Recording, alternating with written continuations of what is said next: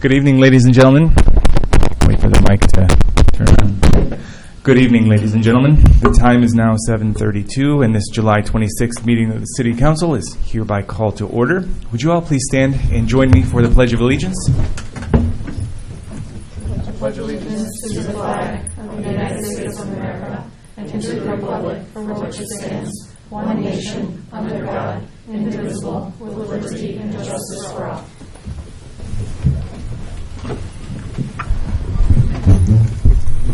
And will the clerk please call roll? McHale. Here. Budmetz. Present. O'Brien. Here.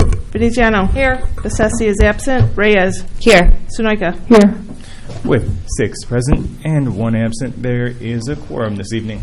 Therefore, members of the audience are reminded that these proceedings are being recorded for current and future broadcasts over the city's media platforms.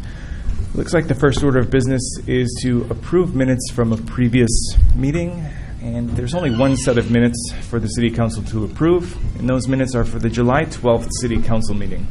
Is there a motion to approve this set of minutes? So moved, Mr. Mayor. Thank you, Alderman Sonoyka. Second. Thank you, Alderman McHale, for the second. Are there any corrections, additions, or deletions to this set of minutes? Seeing none, the question is, shall the minutes be approved? All those in favor say aye. Aye. Those opposed say nay. The ayes have it, and the minutes are approved. At this point, it looks like we have the opportunity to deviate from our standard agenda here to receive a presentation from Dr. Lori Hines on District 15 and the presentation of moving 15 forward. Is there a motion to deviate from the agenda? So moved. Thank you, Alderman Veneziano, and thank you, Alderman O'Brien, for the second. Is there any discussion on the deviation? Seeing none, all those in favor say aye. Aye. Those opposed say nay. The ayes have it. We'll now deviate from this evening's agenda. Dr. Hines, the floor is yours when you're ready. Mayor. Welcome. Mayor Geller, thank you so much for having me, members of the Rolling Meadows Council. My name is Lori Hines. As the mayor said, I am the superintendent in District 15. With me tonight is our CSBO, Diana McCluskey. We have been hard at work developing this Moving 15 Forward proposal. We've spent the last 3 or 4 months sharing it out as far and wide with different community groups and within the communities in which we serve at the council level, because our goal here is to make sure as many of our community members are as informed as they can possibly be about what it is we're trying to achieve.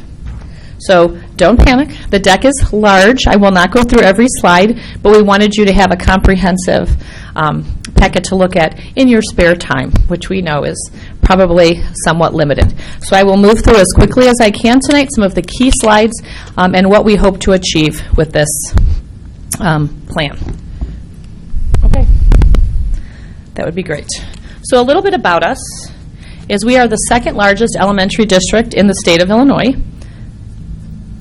We serve all or part of 7 municipalities, so all of Palatine, all of Rolling Meadows, all of Hoffman Estates and Inverness, parts of South Barrington, unincorporated Arlington Heights, and portions of Schaumburg. We are the 13th largest EL program in the state of Illinois. And why that's important in this plan is because some of the improvements that we're trying to make are going to help us address our EL population, and it also brings a cost to developing our English language learners towards proficiency.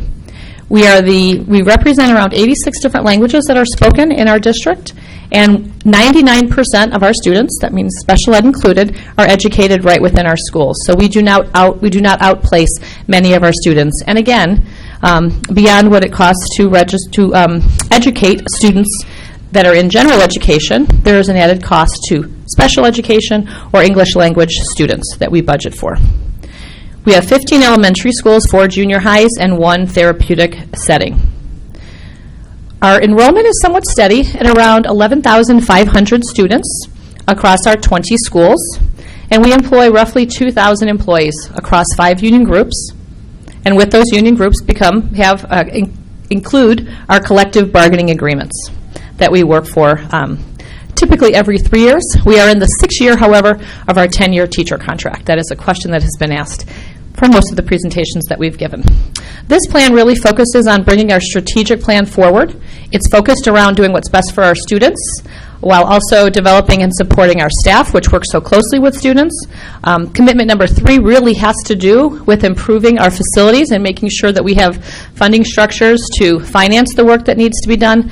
And then, of course, everything we're trying to do is improve the district. That's number 4. We're focused on results.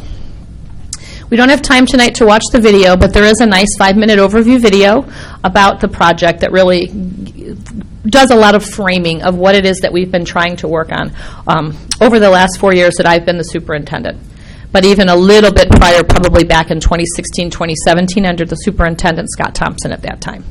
So some of the critical challenges that we've identified within the district have to do with the expansive footprint. We cover 1.7 million square feet of interior space that we have to maintain across our 20 schools and 3 other buildings. 80 acres of land that has to be plowed, mowed, and we have to do general upkeep on. And the average age of our facilities is 54 years.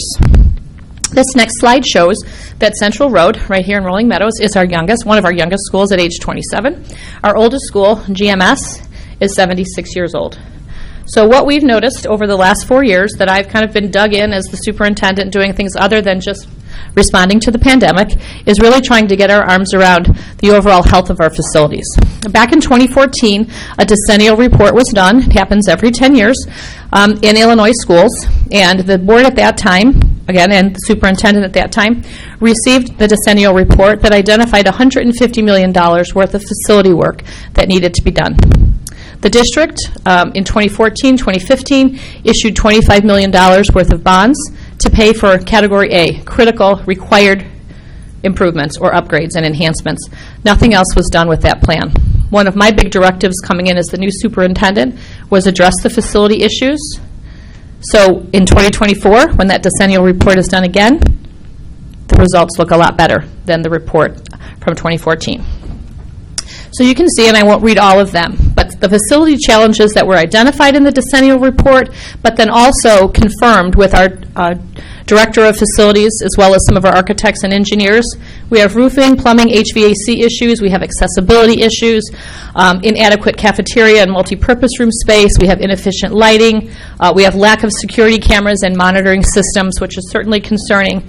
Parking lot sidewalks, overall asphalt and concrete is in disrepair. We do have a short video embedded here as well that is very facility focused. It takes you into some of the schools so you can see what it is that we're trying to improve. Another one of the issues we identified is that not all of our schools are located in neighborhoods, which means not all of our students get to attend a neighborhood school. So to solve that problem, you likely heard a number of years ago they talked about Park Place up in the northeast quadrant of Palatine. They were going to turn a portion of a blighted strip mall into a 21st school. And at that point, I was a superintendent in Park Ridge, and I thought, that's not a very good idea. I hope they don't do that. Only to a few years later become the superintendent in Palatine, and that was a point of discussion. And we, through our work, decided that we did not need to take on the 21st school and those in perpetuity costs to run it. And even if we needed a 21st school, we didn't feel good about putting students, especially some of our most needy students, in a school in a blighted strip mall across from the Walmart on the corner of Dundee and Rand Road. So we did figure out a way, though, to create a neighborhood school or a near-neighborhood school for all of our students, and we will redistribute the over 2,000 students that reside in that northeast quadrant by assigning them to one of 5 Palatine schools that are north of the railroad tracks that kind of cut through the upper portion of Palatine. We also have an inconsistent feeder pattern that's unlike any other district that I've seen. Not all of our kids matriculate together from one elementary to one junior high to one high school. For example, students at Stuart R. Paddock, they can go together for 7 years, kindergarten through 6th grade, only to be divided into 3 junior highs and then further divided into 2 high schools. So in 2016, a high community value was to fix that problem.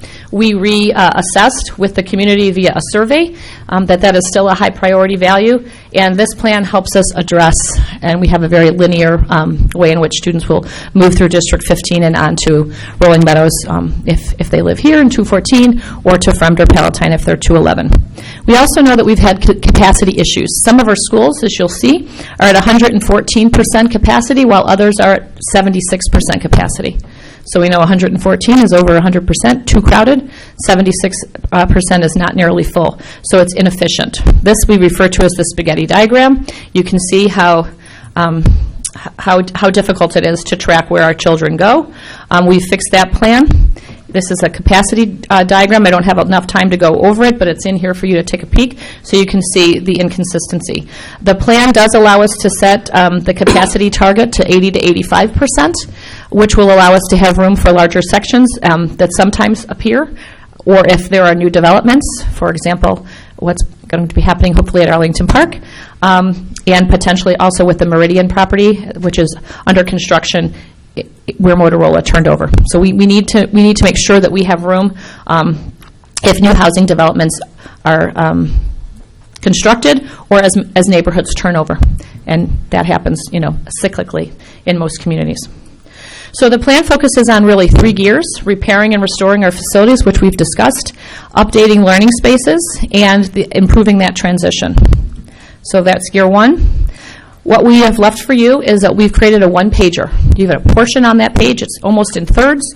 The first portion of the one-pager really takes a look at that first gear, restoration and repair of our facilities, and you can see by school and by category how each of the schools stands to benefit from this work.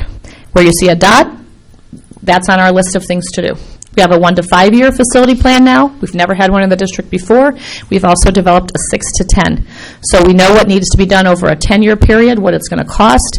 We've paced it out. So over the next 10 years, we're going to really overhaul the facilities so no future superintendent or board or community finds themselves where I did 4 years ago when I took over the job as the superintendent.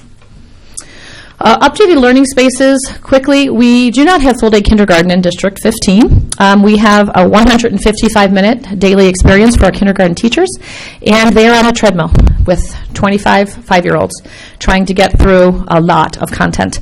Bringing full-day kindergarten to the district would allow us 400 minutes of instructional time, giving us more time for math and literacy, also time to actually teach science and social studies, while also allowing kids time for structured play. We know 5-year-olds need that, and they learn through play and interaction with peers. So we're excited about the possibilities of full-day kindergarten.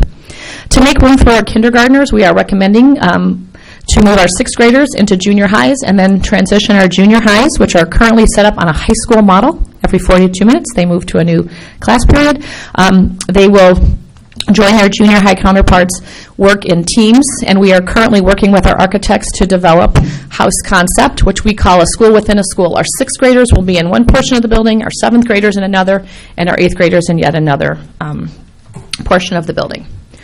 At our August 11th board meeting, we will show renderings. Plum Grove, which some of the students in Rolling Meadows moved to, will receive a significant addition, and Thomas Jefferson will be made from an elementary school to a middle school because we have no middle schools or junior highs in Hoffman Estates. And then we have a number of elementary schools that will receive either interior renovations or minor additions. Learning spaces and libraries, I won't spend too much time on, but none of them have been touched for anywhere between 30 to 40 years, so there's outdated furniture, nothing modern about it. Our libraries, actually, a number of years ago, were closed 50% of the time at the elementary level to save money. So now we will reopen our libraries as an elementary school district, should have them open full-time, 5 days a week. Our librarians will be reinstated to full-time, and we will modernize and update the physical space as well as the collections, because a lot of learning does happen in our libraries. It's an important component of an elementary education. And then we've already talked about the transition. This is the new plan. So you can see on the far left, those are our elementary schools, where they will matriculate to one of 5 middle schools, and then we did not change any of the high school boundaries. We're not able to do that, but some were concerned we were doing that. We worked backwards from the high school. So you can see that Central Road, which is within your boundaries, will go to Plum Grove and then Fremd. You also have, what other schools? I can't see here. Kimball Hill and Willow Bend will go to Carl Sandburg, and then Rolling Meadows. Conyers, which is our therapeutic day school, will stay the same. Within this plan, we have created, Diane, I'll come back to you, one-pagers for everyone in the community. Hopefully this looks familiar if you live within our boundaries. Lisa Shupai, the board president, and I mailed this to over 42,000 households within our boundaries. And then we have created with our architects a one-pager per school. So you can see where your school specifically stands to benefit in terms of overall site improvement or anything linked to those 3 gears. You can see where additions are proposed. That's the red box at Kimball Hill, or the red area over at Willow Bend. And Plum Grove, as I said, will get an addition. And then we're working with architects on interior renovations for Carl Sandburg, so we can provide that house concept. Again, 6th graders together, 7th graders together, and 8th graders together.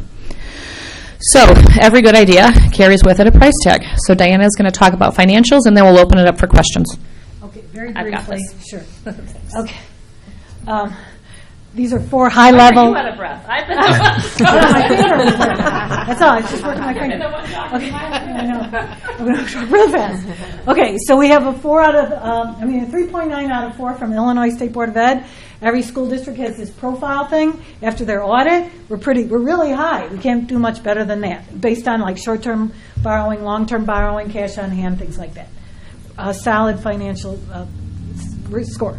Prudent fund balances. We are at about 35% versus 25% that the state would prefer you to have. We have been trending at about 35% for several years now. We want to maintain that. Moody's AA2, one of the highest. It's good, solid investor interest. And then our outstanding debt is very low. For a district this size, maybe some of you are familiar with that EAV and the levy, 6.9% you can go up to. We're only at 1%.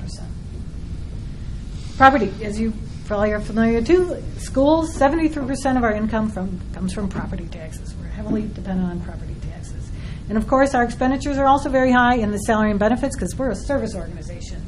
Teachers and all those people that support those classrooms and our administrators, we make up the largest, paying us, and the benefits make up the largest portion of we don't make widgets, we teach children. So the proposal is $93 million that the district can fund through operation and maintenance budgets, issuing some debt certificates, and then reissuing some debt that will roll off.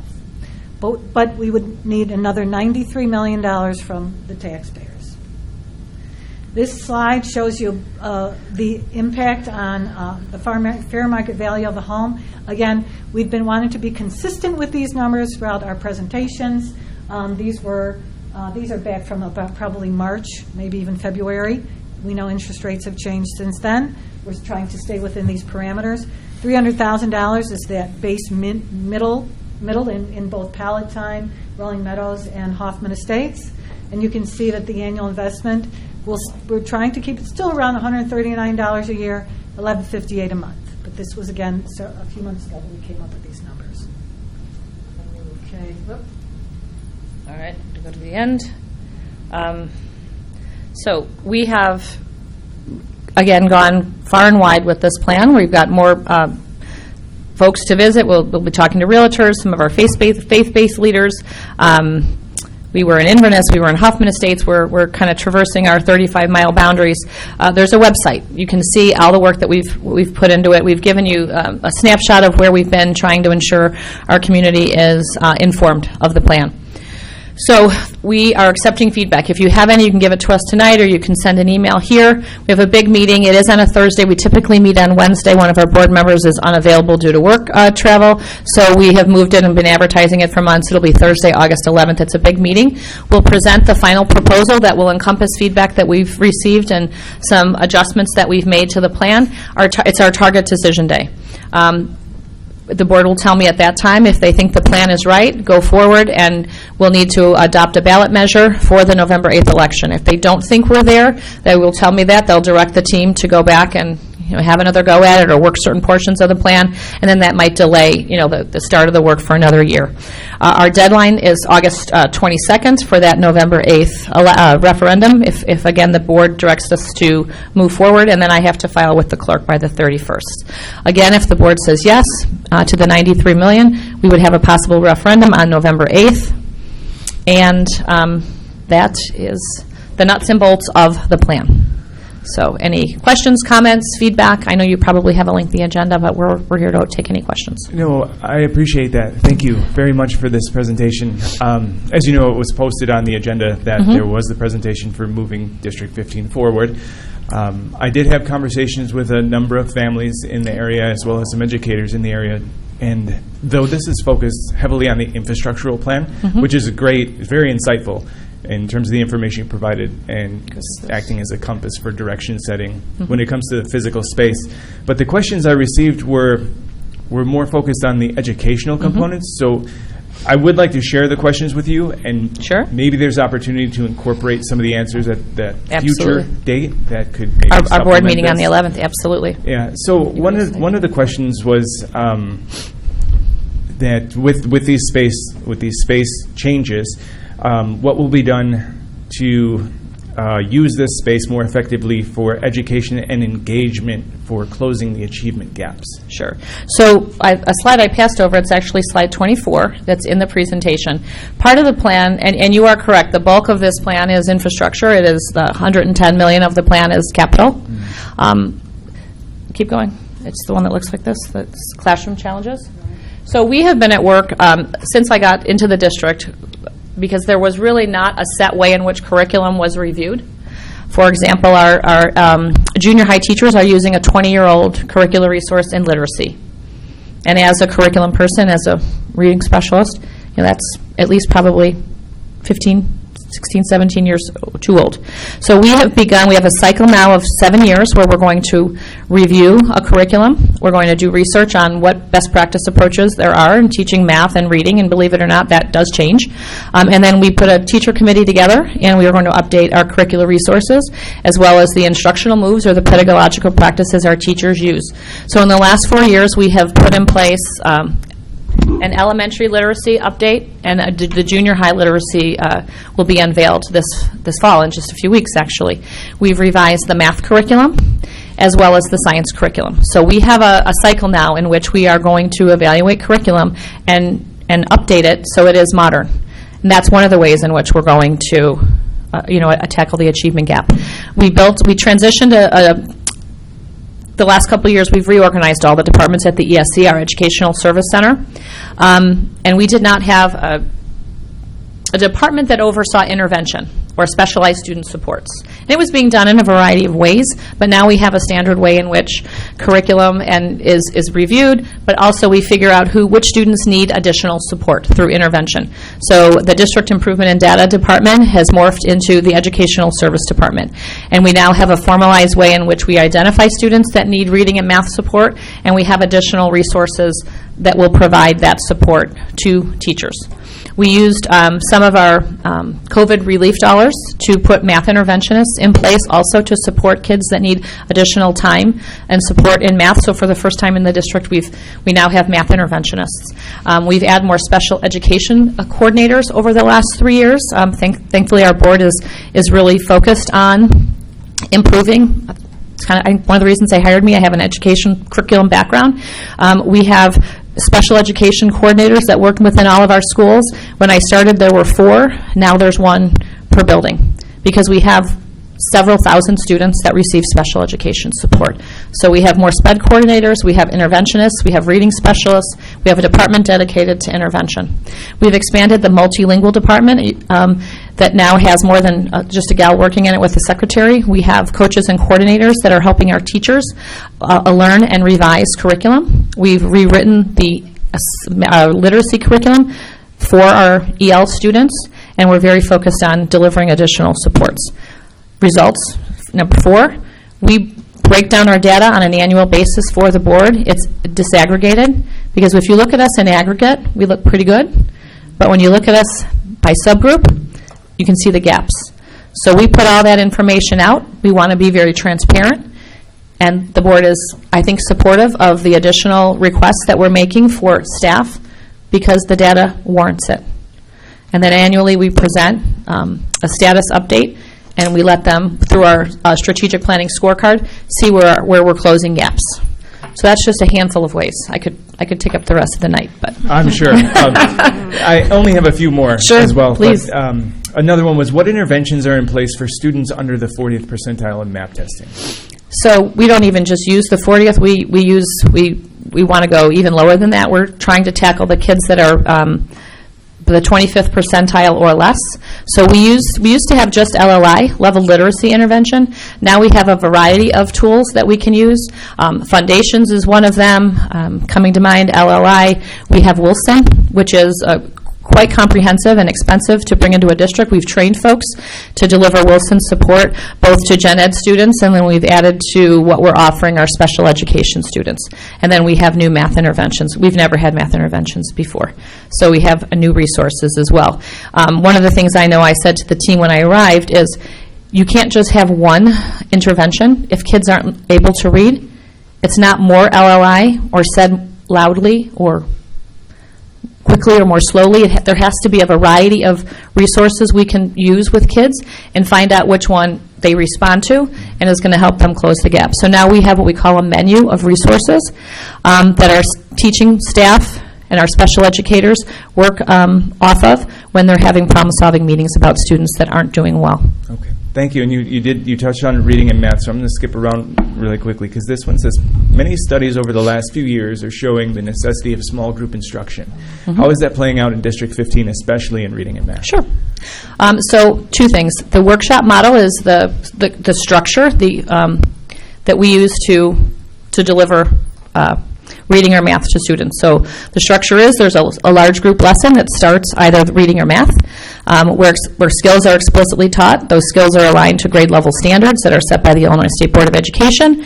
And then kids go into small group or independent group work, and that group work has to do with the teacher. So for example, in literacy, they go into a guided reading group, and those kids are grouped by ability level. So back in the day, it was the buzzards and the bluebirds, right? If you were high, if you were a low reader. Now we can have up to probably 6 different literacy groups going on. The teachers have, within their guided reading groups, their ability grouped, and they're plugged into the calendar. So if you're really below, grade level ability, you may meet with the teacher an extra time or two. We also have reading specialists and reading PAs that provide intervention and support.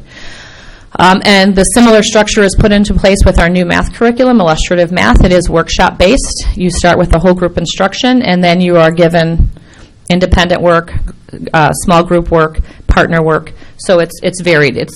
I would say what had been happening in the district for quite some time was very much a one-size-fits-all approach to instruction, and we know, just like all of us, we look different, we learn different, at different rates, we have different interests. Our kids are no different. But our data tells you that we have a wide span, of abilities, and so the responsive approach through that workshop structure is the only way we're going to make sure that we're reaching kids where their current abilities lie, and that we're going to push them to get to those grade level standards. Thank you. And then backtracking a bit, how do you assess student growth mid-year without facilitating MAP testing or Fontes and Pinellas reading levels, as they're only being assessed? As they're only being assessed at the beginning and the end of the year currently. Well, that's not necessarily correct. We do MAP at the beginning of the year. We do a fall to spring assessment. For any kid of concern, we are allowed to, and we can, and we do, assess kids in the winter with MAP. The problem with using MAP, though, to really measure how kids are responding to the curriculum is it's not frequent enough. So Fontes and Pinellas has the BAS. It's the baseline assessment system. Teachers can do that as frequently as they'd like to get guided reading levels. And then part of our curriculum work as we revise curriculum is to write common formative assessments. The easiest way to explain it to non-educators is the difference between a physical and an autopsy. The physical, you go to the doctor and they tell you, you've gained a little weight. Like, I know. Watch your blood pressure. These are things I can do. It's responsive. It's immediate. Versus the autopsy, I haven't addressed my weight. I haven't addressed my blood pressure. It's too late. I'm dead. It's the summative. So MAP is an end-of-the-year assessment. We need to do common formatives, which can be done monthly or after every unit of study to see how our kids are going and moving. And when they're not, we're supposed to then use that data to make different instructional decisions. Kids that are then in intervention, there's assessment components to intervention. Whether it's LLI or Foundations or one of our math interventions, the interventionist or reading specialist, if it's a reading student, they're giving assessments as well to monitor how the kids are moving. So we have quite a bit of assessments in district, and we just continue to develop them as we revise new curriculum. Thank you. Do you find that there's consistency among the teachers in terms of providing that assessment? Because I know firsthand experience Sure. with my kids, they were only tested at the beginning and the end, Right. and no mid-year. One of the things that I would say, I've been focused on a lot of things since I've been in the district, but we were operating more as a system of schools, maybe versus a school system. So with this plan, with the way in which we review curriculum, we are trying to standardize the District 15 experience. We have a board-approved curriculum that we're going to use. Part of the reason I believe that there was lack of consistency is the expectation wasn't set that a District 15 experience should be consistent. It shouldn't be vastly different whether you're at Marion Jordan or Central Road or Lake Louise or Pleasant Hill. So what we're doing from a classroom challenge and opportunity perspective is we're trying to standardize the experience so it is the same, because that's how a school system should be. We're not independent contractors. We work for a district, we have a board-approved curriculum, and we need to follow it. And if we don't want to, then we need a different career path. That's true. Wonderful. And that it's very true. And I think as long as these components of information can be articulated back to the residents and parents, Sure. that might make the sale of the spending for the infrastructure in of itself, to say this is how we're going to utilize this space as a result of the build out and incorporating new standards or new Absolutely. processes, then I think it'll be easier. I would also just like to say to anyone listening, in TV land, we do provide extensive updates to the Board of Education at our monthly meetings. So each year, each department does probably an hour-long presentation on what's new in literacy, what's new in math. The multilingual department comes up, teaching and learning comes up, Ed Services delivered a report. So there is a wealth of information on our website, especially under the board component, but even if you go to the curricular pull-down, you can see all the hard work that we've been up to for the last 4 years through a global pandemic. We have not taken our foot off the accelerator, and that's why we've moved away. You probably heard this was a boundary task force was put in place years ago to try to figure out some of the issues. And I came in and I'm like, well, this is beyond boundaries, right? Because we're really trying to wholesale fix a lot and improve a lot of what's happening in District 15. So that's why we named this proposal Moving 15 Forward, because everything we're doing is designed to move the district forward from an infrastructure perspective to what's happening within the walls, which as a 30-some-year educator, I know that's where the magic happens. So it's all, we're focusing on what's happening inside the building, but we have to address what's happening on our building envelopes so they remain healthy environments and safe, for teachers to teach and for students to learn. So that's what we're about. Perfect. And then the last one, I think, is a result of the email that just came out from the schools with the start of the year. Concerns from parents about accommodating working families for the events such as Meet the Teacher, which is held on a weekday from 1:30 to 2:30, while neighboring districts hold this event in the evening to accommodate families who do work. Yeah, so I don't know. That must be something that they've worked through with their collective bargaining agreements in terms of when they have their staff in the evening. We use the couple days that we've negotiated, at least with our teachers, in which we have about 1,000. We're allowed to have a certain number of night events. Meet the Teacher is not one that has been dedicated for an evening meeting. It's during the day when learning is happening. We do know that our 3 Park District programs, CARE, REC, and STAR, are going to have programs available for parents that need that half day and they can't take work off. We've worked with our park districts to make the buildings open and accessible. In terms of, I would have to check with the unions if there would be anything we could do to change Meet the Teacher. But I know I worked in the district in '98 as an AP. It's always been during the day in District 15. Doesn't mean it has to stay that way, but that's why it's that way now. Thank you. Yep. That sums it up for the questions I received. Are there any questions from the council? Alderman McHale? Yes. Dr. Hines, I think you and your team have done a tremendous job with this Moving 15 Forward plan, because the last referendum we were presented with was not this. So one of the things you had brought up was the developments over that are coming up right now, the Viridian, what could possibly be happening over in Arlington Park. On top of the Viridian, we also have that new Quinn that's opening up, and then there's the whatever's next door, that's opening up. There's been some other rumblings about some other large complexes that are opening up, and this is all in my area over here, and I've had a lot of residents asking, where these children go to school. So we, Diana and I have reached out to Brian Townsend over in Schaumburg. He's their village manager. We've had numerous meetings with him and his team. We've sent letters to all the developers, the Finger Group. We've kind of dug into who's developing what to make sure that they're communicating with us, to keep us on their radar. We've talked about student pin generation. We know the anticipated number of students, and then I usually times it by 3 based on what they tell me, because I never believe that their pin estimates are anywhere near accurate. And relative to Meridian and that whole area, which is just, if you don't know, it's across from like International Village.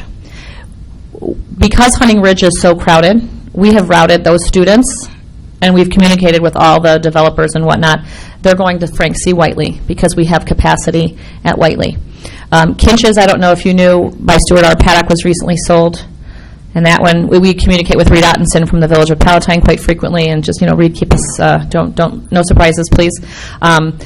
Stuart R. Paddock, their proposed capacity is slightly lower because we knew over a year ago that Kinches was going to go up for sale, and we wanted to make sure that we had room at SRP. When that development, comes to fruition, I think they may break ground as early as spring. And then relative to what's happening at Arlington Park, students, we've had kids that have lived at the track that go between Arlington Park and Cicero, and we've transported them for decades. So we've factored in, especially hearing what might come on that 326-acre parcel. If a stadium comes and everything else that might come with it, we've made sure also that we've thought out where those children will attend school and that we have room for future growth, which is why we've really focused on like an 80 to 85% capacity target, again, making sure that we have room should the Bears come to Arlington Heights. Yeah. So we're on it, I will tell you. That's great.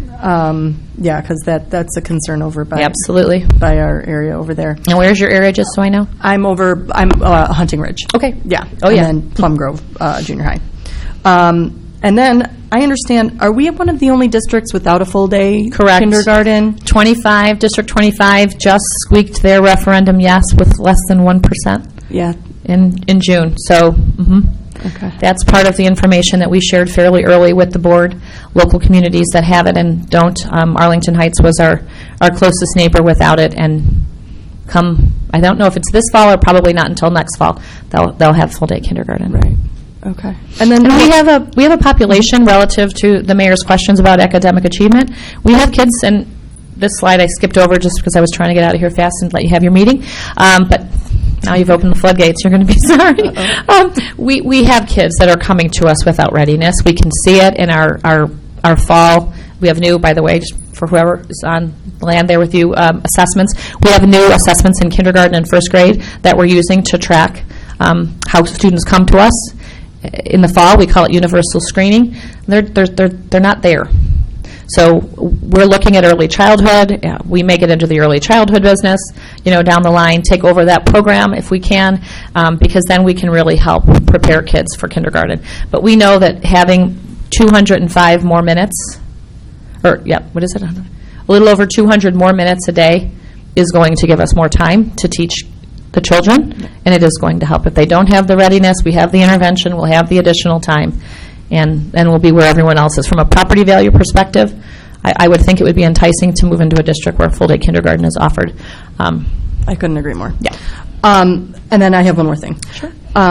So I think it's important to note, and I've been following this for many, many years. I have 4 children in District 15 right now. Wonderful. So that spaghetti bowl that you were talking about is a disaster. Yes, it is. And it's important to note from Rolling Meadows residents how when we have Carl Sandburg actually goes to 2 different, not only high schools, but high school districts, which is, I think, pretty much unheard of. It is. And it's also important to note, I think, that when they're talking about the boundary changes, that a lot of these kids that are coming from North Hoffman Estates over to Sandburg, or from over by Willow Bend over to Thomas Jefferson in North Hoffman for their EL programs, that's a lot of time on the bus, that just takes away from learning and from parents being able to get to meetings at their students' school, especially coming from some of our areas here over in Rolling Meadows. So it's just something I just wanted to note, that the boundary changes, I think, are important as well, so that these kids can get to their home school without having to get on a 45-minute bus ride in the When I morning. have an hour to do the presentation, we Right. do talk about that, because that's really how much, the road show's about an hour. And what you have here up on the screen are the maps. So what you're referring to is that northeast quadrant. There's no school up there. That's where they were going to put the kids in the strip mall. Some of the kids moved down kitty corner to that brown area at Whiteley to receive language support or to receive special education services, which means there's a legal amount of time that a special education student, or student with special education IEP needs, can be on a bus. But some of our kids are passing, and if you watch the video, it does tell you some of our kids are passing 1 to 2, sometimes 3 schools on their way to another school. So they were using, in the past, we determined, light bulb moment, they were using the whole district to try to address capacity issues. So they would route kids wherever there was space, versus a school that was in their neighborhood, or providing services where they were needed. So another part of this plan, which I didn't go into because I was, again, trying to be concise, is that we have looked holistically at all of our special education programs. We offer upwards of 9 at multilingual support in a variety of different languages, as we've identified, and we've logically fanned them out across the district to shorten the amount of time any kids are going to be on the bus to receive special education IEP support or language-based support. When they brought dual language to the district, they put 2 dual language schools in Palatine, but we have needs in Meadows, right, in Rolling Meadows. So this plan will also bring dual language to Kimball Hill, because we have bilingual and monolingual interest. So parents won't have to travel from Rolling Meadows to Palatine if they want to participate in dual language. Kimball Hill will be the future home of dual language. We'll have a Palatine program, and we'll have a Rolling Meadows program. So we're putting programs where we have need, not where they'll fit. And so it's really just comprehensively looking at the whole district and putting programs, again, across this 35-mile boundary in a logical manner. Thank you very much. Yep, you're welcome. Thank you. Thank you. Alderman Veneziano? Thank you. I'll try to make this really quick. Sure. So every school year, my husband and I toy back when we get our tuition bill for parochial school, like, oh my gosh, can we just send them to public school? But we always go back to 2 things. And we really consider it this year with going to public school.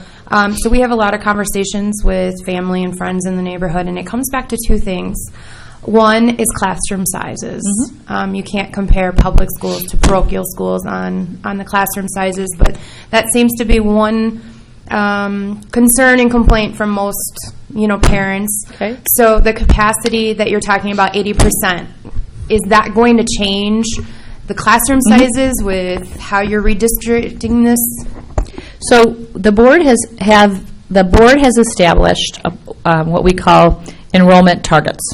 So in kindergarten, the ideal number of students is 20. First, second, and third grade, 22. Fourth and fifth, it goes up to 26, and then 28.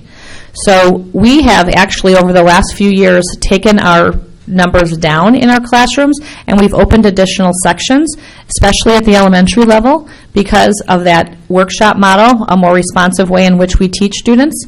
We don't want to overcrowd our schools and overtax our teachers. We want to hit that state average or be just below the state average of around 20 to 24 students in a classroom. That is, I think, fiscally responsible. It's a reasonable number. Any lower than that, and I think you're just burning through taxpayer dollars by hiring more FTEs than you need full-time equivalent teachers. So we have been very cognizant over the last 3 to 4 years to keep those numbers down. Where I would say they still inch up above 26 or 28 would be your electives at the junior high level, and that's just because of how few sections they have of them, and then there's more student interest.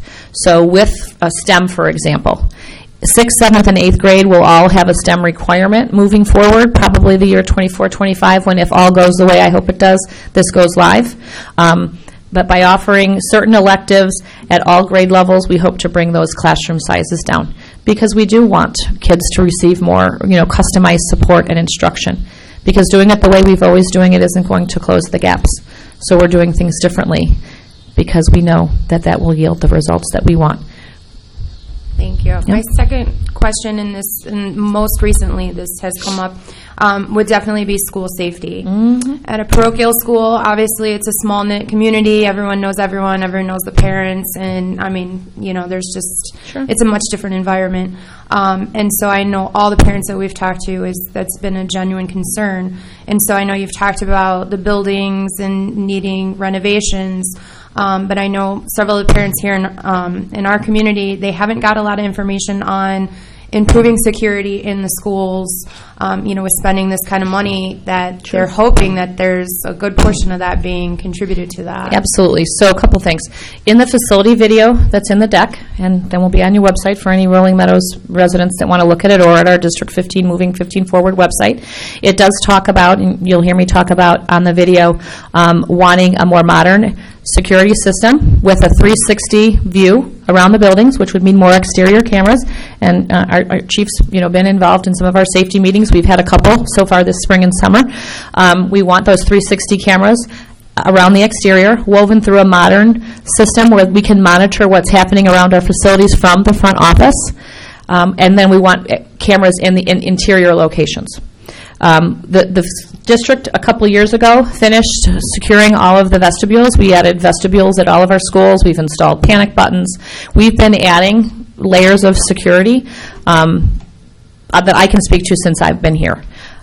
We met with, I can't remember if you were there when Paul Timms was with us the other day. We had first responders from all of our local municipalities. Again, we cover all or part of 7. So it's interesting when you have 7 police chiefs and 7 fire chiefs, but we are trying to really have a unified way in which we approach this. We have put in place now school threat assessment teams, district threat assessment teams, our first responders. We meet on a quarterly basis.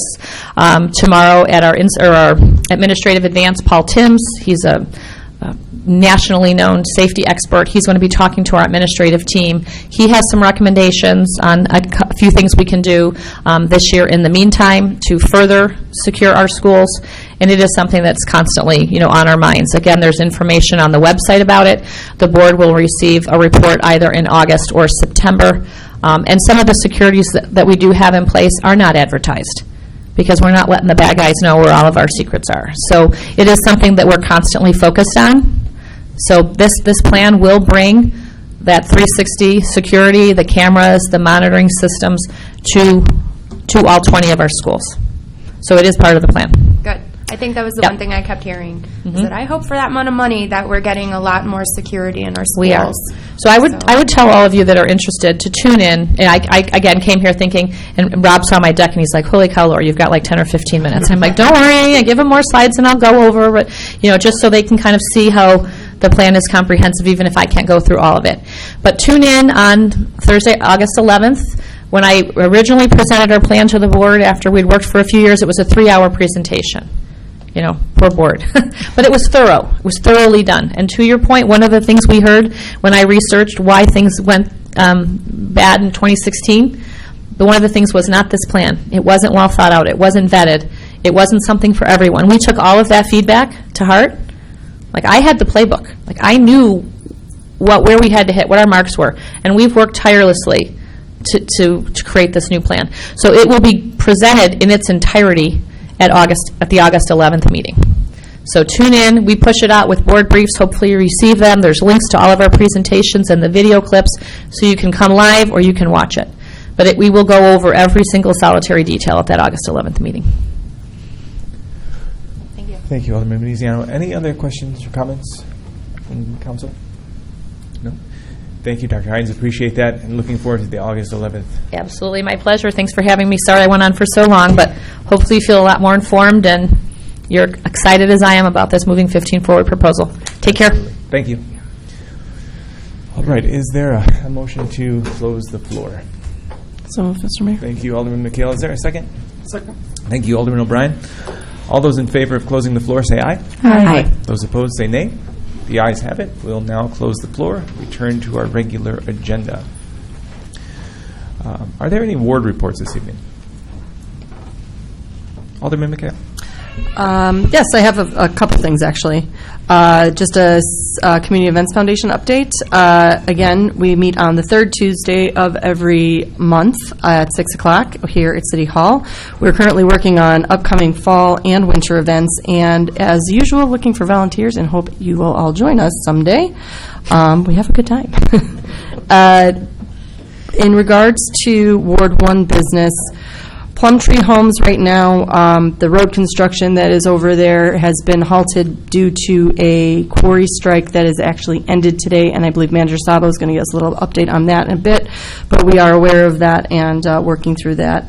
And also in Plum Grove Creek subdivision, ComEd is working with Intron right now on pulling new lines for ComEd, and we are working on figuring out what the timeline of that is, and City Manager Sabo will probably update on that as well. Thank you very much. Thank you, Alderman McHale. Any other ward reports this evening? Alderman Bud Metz. Thank you, Mr. Mayor. I received a couple calls from residents. One was from a resident concerned about a flyer sent out by Groot, which included instructions on how to establish an account. I'm assuming that you're going to address that during your report. Yeah, I can make comments on it during community items of interest. Thank you. And then also another resident who is concerned now that the Cambros, or whatever you want to call them, the wheeled carts are coming out, will still be able to put garbage on the street. If it's not in that device, it'll still get picked up. Absolutely, yes. Thank you very much. Thank you, Alderman Bud Metz. Any other ward reports this evening? Alderman Veneziano. Thank you. I just got 2 calls as I was pulling in the parking lot this evening. So later this evening, if Interim Director Charlton can let us know, residents on J Lane are concerned about the construction and if it's going to be done before school starts. That is already a nightmare street to begin with. So if we could follow up with that. Sure. Thank you. Thank you, Alderman Veneziano. If that closes it up for ward reports, there is a signature on the sign-in sheet. So per the rules of procedures, the public is to address the City Council, and the fact that no member of the City Council responds does not mean that the City Council or any member thereof agrees or disagrees with the comment. Just going to lay out the remainder of these ground rules before we begin. Each person addressing the City Council shall state their name for the record. Each person shall be granted no more than 5 minutes of the allotted 20 minutes in order to address the City Council. Commentary shall be directed to the presiding officer unless the presiding officer permits the individual to address the council members or other city officers present. Discussion shall take place in a professional manner which displays mutual respect, and of course, profanity shall not be used in any form or manner. And with that, we have Mr. Steve Hollish.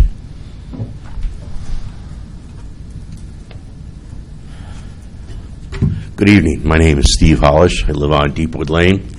And I was questioning the city lights, and it's up on today's ordinance 22R63. And regarding the lights, I was questioning, where are they going to be done, where are they going to be done? And I've asked questions and finally found out that, there was some experimentation lights put on over in the pavilion on the west side. And I looked at those lights, and they're really nice lights. They're great for dark skylights. They keep the light focused downward. The only trouble is they're sort of made like for a rural environment and a residential environment. They don't really flood the lights enough on the sidewalks to go from one fixture to another. They have edges and dark spots. And when the lights were put in originally in Rolling Meadows, they were made to be an accent kind of situation to access the area down here around City Hall and farther east.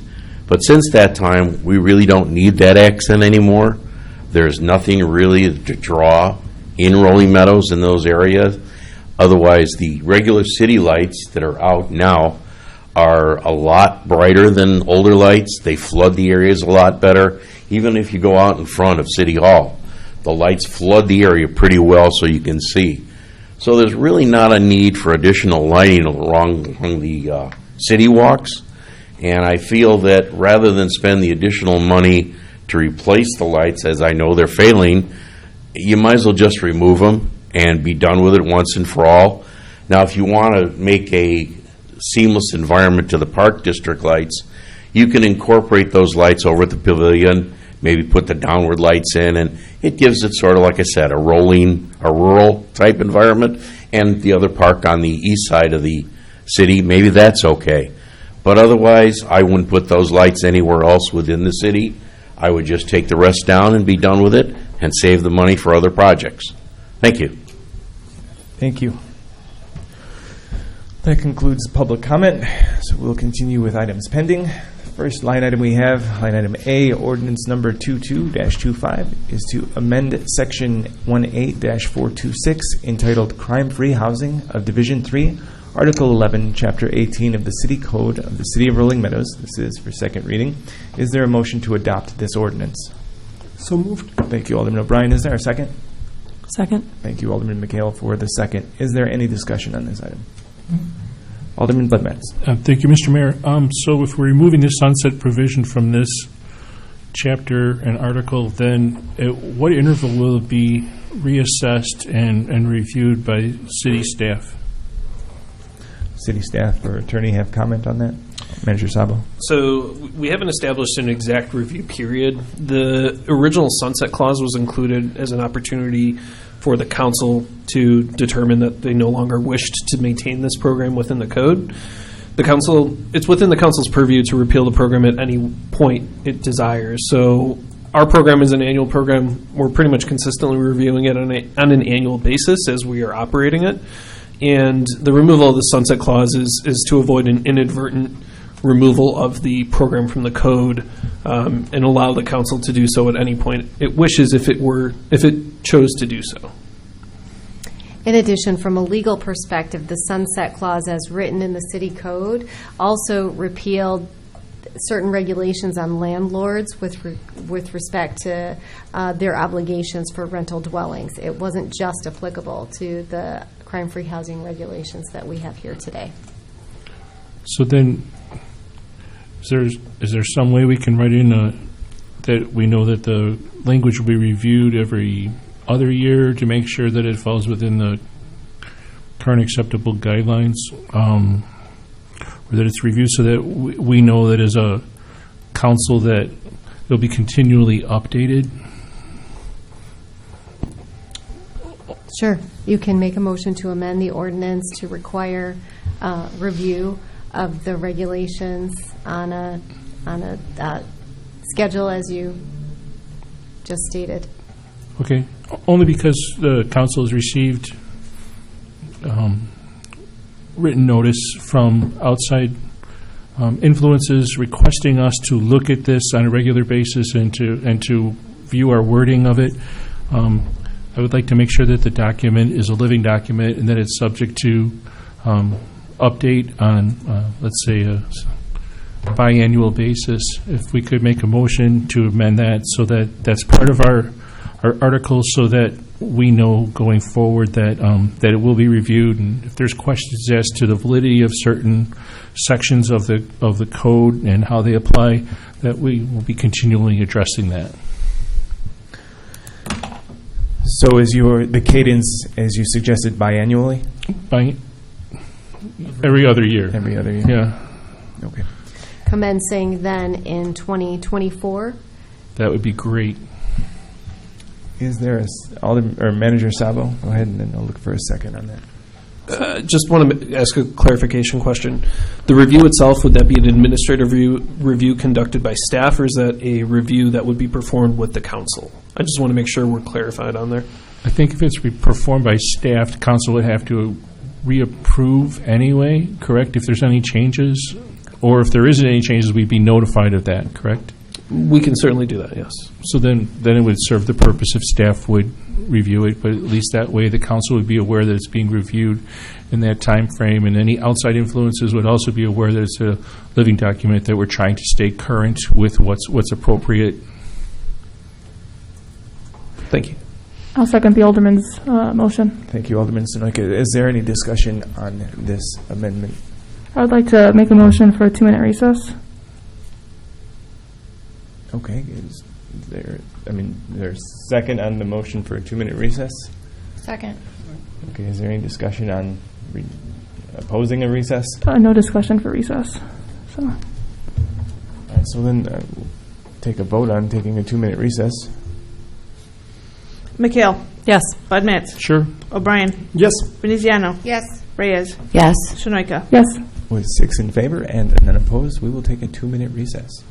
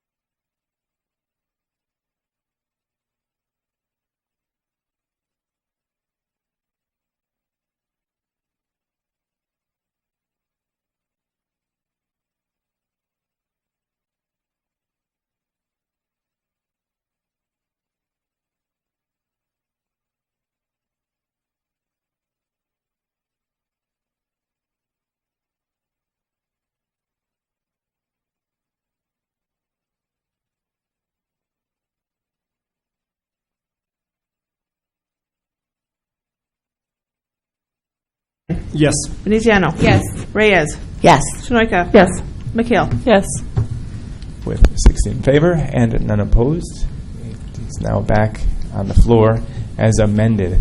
Is there any discussion on the item as amended? Is there a motion to approve it as amended? Let me have that. Let me get the first. So moved. Okay, let me get a second. Second. Okay, let's go ahead and call the vote. O'Brien. Yes. Veneziano. Yes. Reyes. Yes. Shanoika. Yes. McHale. Yes. Bud Matts. Yes.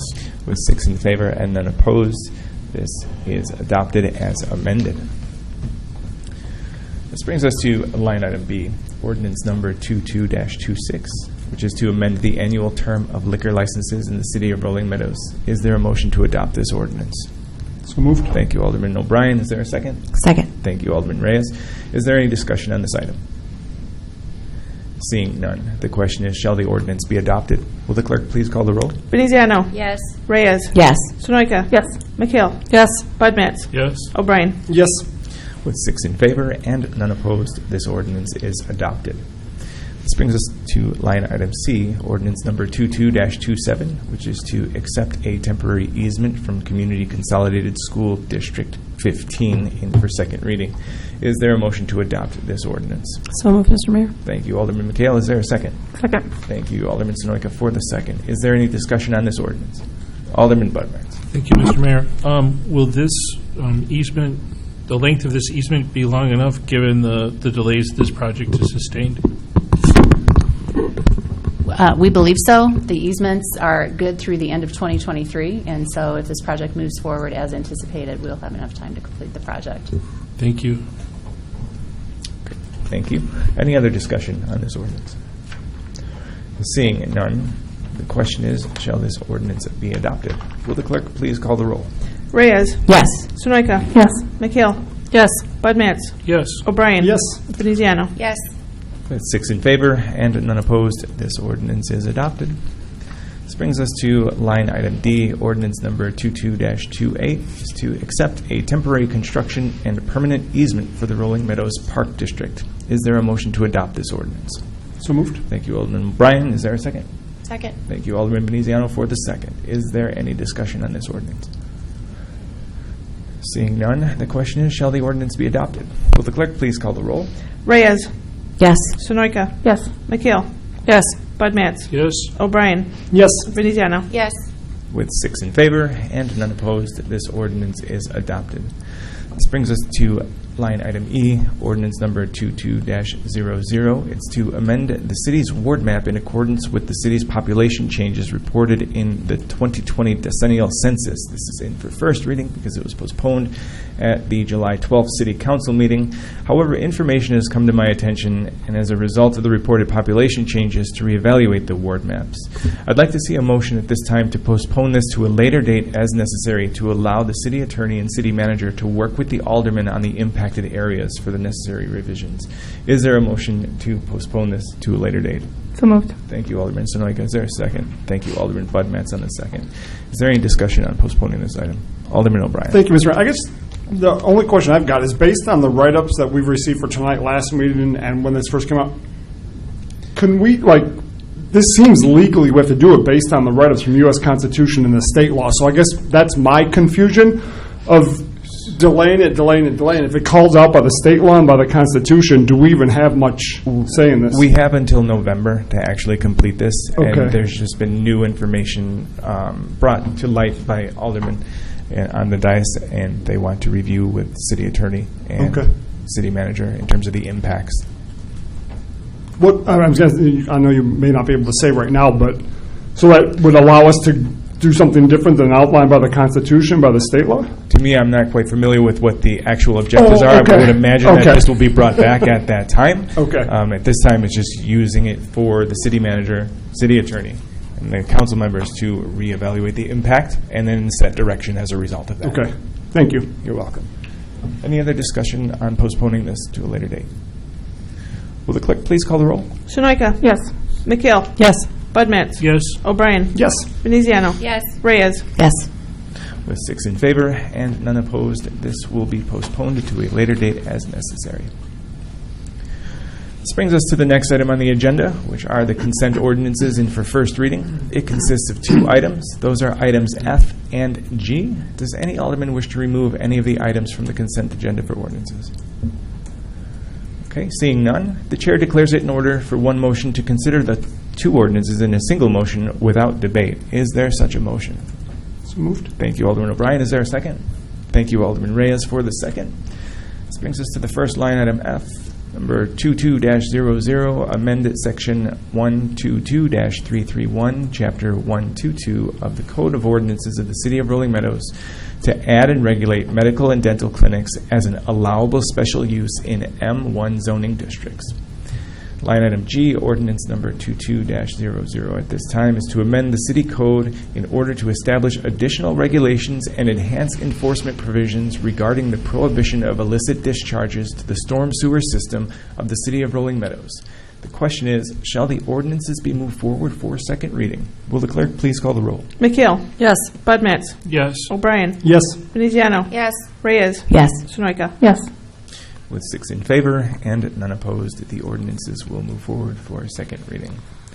This brings us on to new business, which is line item H. It's a motion to approve payment of bills on warrant for July 26th, 2022. Is there a motion to approve the warrant? So moved. Thank you, Alderman Sonoyka. Is there a second? Second. Thank you, Alderman McHale, for the second. Is there any discussion of the bills on warrant? Seeing none, the question is, shall the warrant be approved? Will the clerk please call the roll? Bud Matts. Yes. O'Brien. Yes. Veneziano. Yes. Reyes. Yes. Sunoika. Yes. McHale. Yes. With 6 in favor and none opposed, the warrant is approved. This now brings us to our next item on the agenda, which are the consent resolutions. This consists of 3 items this evening, and those are items I through K. Does any alderman wish to remove any of the items from the consent agenda for resolution? Alderman McHale. I'll pull item J, please. Item J. Any other alderman wish to pull any items? Okay.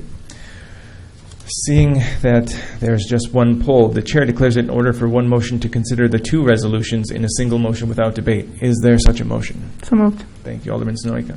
Is there a second? Thank you, Alderman O'Brien, for the second. So beginning with line item I, resolution number 22-R-62 is to approve the purchase of a visual computer system, also known as VCS, scheduling software for the police and fire department. Line item K, resolution number 22-R-64 is to award a contract to perform sanitary and storm sewer manhole lining and rehabilitation. The question is, shall the 2 resolutions be adopted? Will the clerk please call the roll? O'Brien. Yes. Veneziano. Yes. Reyes. Yes. Sunoika. Yes. McHale. Yes. Bud Matts. Yes. With 6 in favor and none opposed, the resolutions are adopted. Circling back to line item J, which is resolution number 22-R-63, is to approve the purchase of a 30 pedestrian walkway light fixture lamp for Kirchhoff Road. Is there a motion and a second to approve this resolution? So moved. Thank you, Alderman Sonoyka. Thank you, Alderman O'Brien, for the second. Alderman McHale, you pulled this. Floor is yours for comments. Yes, just after we had a resident come up today to bring attention to this, I'm wondering,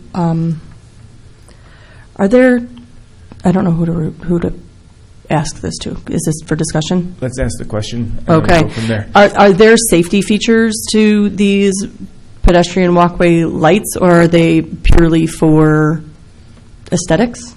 Function and aesthetic. Does our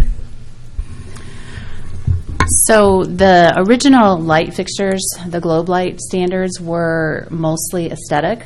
I don't believe there were any lighting luminaire type evaluations done. They were meant to be aesthetic to go along with the downtown environment and create a special place for Kirchhoff Road with banner arms and different things that we could use to promote the downtown area. When looking to replace those standards, because parts were hard to find and we wanted to do the dark sky lighting, we went to this again. Trying to put those lights on the same standards does not qualify them as anything that would be safety. They do cast additional light down, but they aren't what I would call standards that have specific spacing and things that would create consistent lighting. They are more visual in nature. Okay, thank you very much. Thank you. Any other discussion of this item? Okay. If there's no other discussion, then I'll ask that the clerk call roll. Veneziano. Yes. Reyes. Yes. Sunoika. Yes. McHale. No. Bud Matts. Yes. O'Brien. Yes. With 5 in favor and 1 opposed, the resolution is adopted. So move the council on to other business and reports. I do not have any appointments this evening, nor do I have any proclamations. Just to confirm, is there anything for the city clerk to report? No. Thank you. Then this will bring us down to city staff reports, and the first item we have are the community items of interest. And for this, Manager Sabo, the floor is yours. Thank you, Mayor and City Council. A few public event items and then a few important items of note to cover this evening. First off, a free outdoor movie, snacks, fun, and games are all planned for this Saturday, July 30th, with the Rolling Meadows Police Department. This year's movie night with the cops will feature Disney's Moana at 7 p.m. behind the Community Center at 3705 Pheasant Drive. The fun continues with the Rolling Meadows Police Department next Tuesday, August 2nd, at the National Night Out event, also being held behind the Community Center at 3705 Pheasant. This year's highlights include a helicopter candy drop, circus performers, face painters, safety vehicles, food samples while supplies last, and more. Make sure to bring your folding chairs because immediately after the event, the rescheduled July 4th City Fireworks Show will light up the sky. National Night Out is a family-friendly event you definitely don't want to miss. The highlight concert event for the summer is happening on Friday, August 12th at Kimball Hill Park. Wind Down by the Creek will showcase the opening band, The Way Outs, at 6 p.m., followed by Wedding Band at 8 p.m. Beer, wine, and hard seltzer, in addition to food items and other non-alcoholic beverages, will be served by Stadium Sports Club and Reps Place. Delicious food vendors, as mentioned, will be on hand, so grab your lawn chairs, save the date for this popular summertime event. For more information on upcoming city events, visit cityrm.org. As has been reported in the news, and Alderman McHale had brought up this evening, road construction projects throughout the region were halted due to the unavailability of asphalt paving material as a result of labor strikes at area quarries for the past 7 weeks. This has resulted in delays to asphalt road construction projects throughout the Chicagoland area. Accordingly, the City Road Reconstruction Project in the Plumtree Homes neighborhood and the road resurfacing projects on Jay Lane, Wing Street, Eastman Street, and Dove Street have all been paused until asphalt does become available. The decision to hold on projects was made to ensure site safety, unobstructed resident access to properties while asphalt was delayed, and to protect the roadway integrity, which could degrade if the subsurface was exposed to traffic and weather elements for a prolonged period until the asphalt binder can be paved. The good news, as was mentioned, is that an agreement was reached and ratified today between the quarry operators and their employees, which brings an end to the strike. While quarries are resuming operations, given the vast number of construction projects impacted throughout our region, it will take time for contractors to acquire the necessary quantities of paving material as asphalt producers resume operations and try to meet pent-up demand during the summer construction season. The city's public works and engineering teams are continuously monitoring the situation and remain in daily contact with the city's road reconstruction and resurfacing contractors to ensure the projects can resume as soon as possible.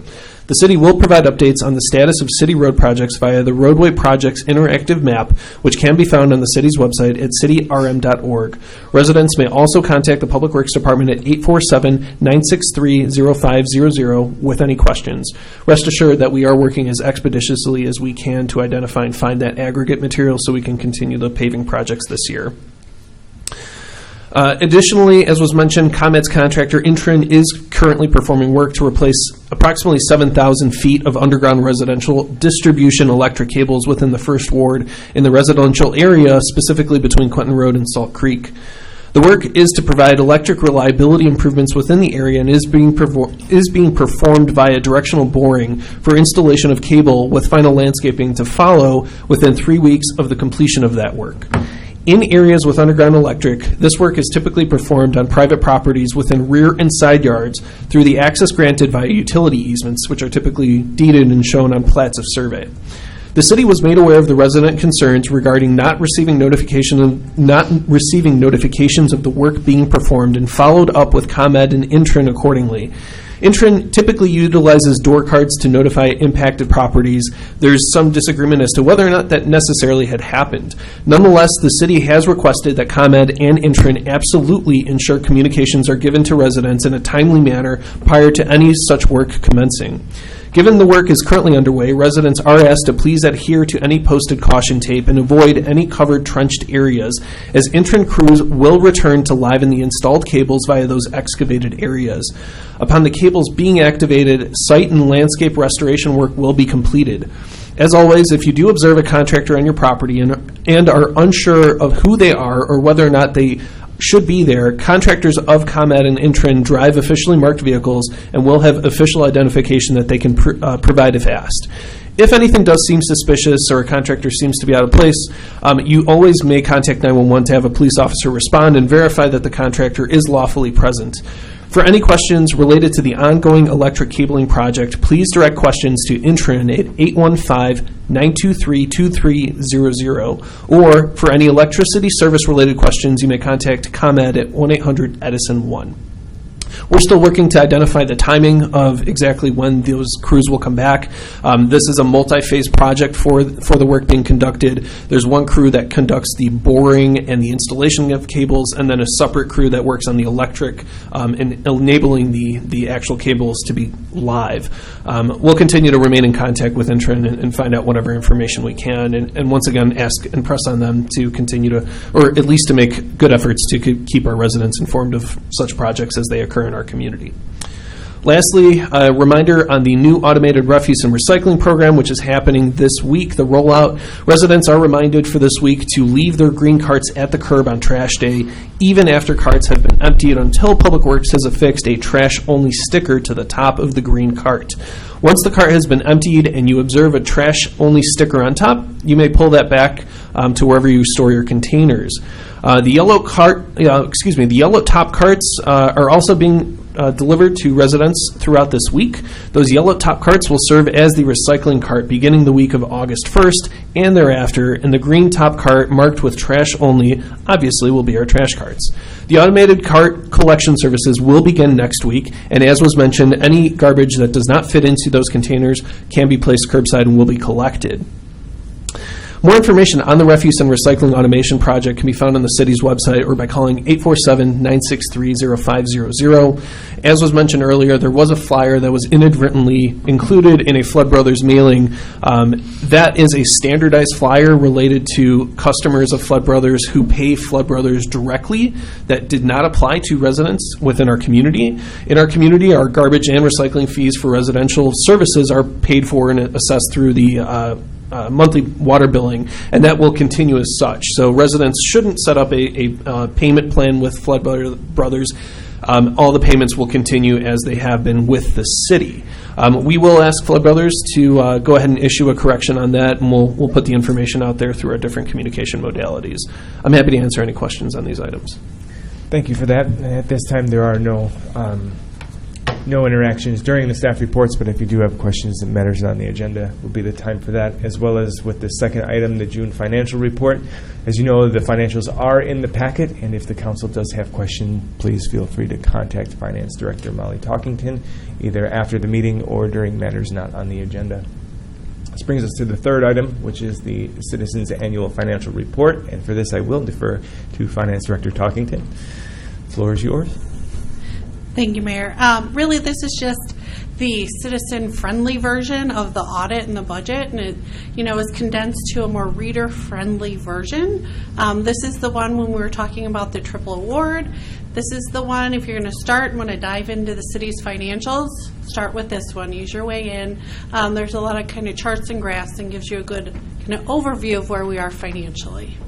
So it is actually already on the city's website, so you can go either in the finance department or in the transparency portal and see it yourself. Thank you for that, Finance Director Talkington. This will bring us to the fourth item on the city staff reports, which is the August 9th City Council draft agenda. Manager Sabo. Thank you, Mayor. The draft agenda is included in the agenda packet. Just a few highlights to note. The agenda includes an amendment to the city code to eliminate the electrical commission. That commission has not met for a number of years.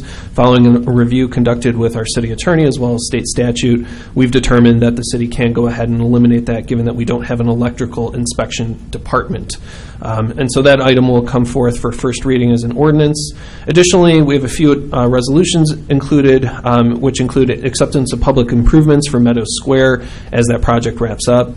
The contract for 2022 sanitary and storm sewer rehabilitation of pipelining, annual leak detection survey, as well as a temporary construction and permanent easement from Rolling Meadows Station. This is a draft agenda included in the packet and will be posted in accordance with the Open Meetings Act prior to that meeting date. Thank you. Thank you, Manager Sabo. That'll move us down the agenda to matters that are not on the agenda. Are there any matters not on this evening's agenda? Alderman Veneziano. Thank you. Really quick, a couple of residents reached out. If they forgot to put their green current recycle bin down and didn't get their sticker, what do they need to do? Have them leave it on the next cycle pickup, and it will be added. If it's there and it doesn't have a sticker, they will add it at that time. Thank you. Thank you. Other items not on this evening's agenda? No? Okay, then if not, I'd like to entertain a motion to go into closed session under Section 2C6 of the Open Meeting Act regarding setting a price for sale or lease of property owned by the public body. Do I have that motion? So moved. Thank you, Alderman O'Brien. Thank you, Alderman McHale, for the second. Is there any discussion about going into closed session? Okay, seeing none, I'll have the clerk call the roll. Reyes. Yes. Sunoika. Yes. McHale. Yes. Bud Matts. Yes. O'Brien. Yes. Veneziano. Yes. With 6 in favor and none opposed, we will now enter into closed session. Audience and press are advised that we do not anticipate taking any action upon returning to open session. So with that, we wish you all a wonderful evening.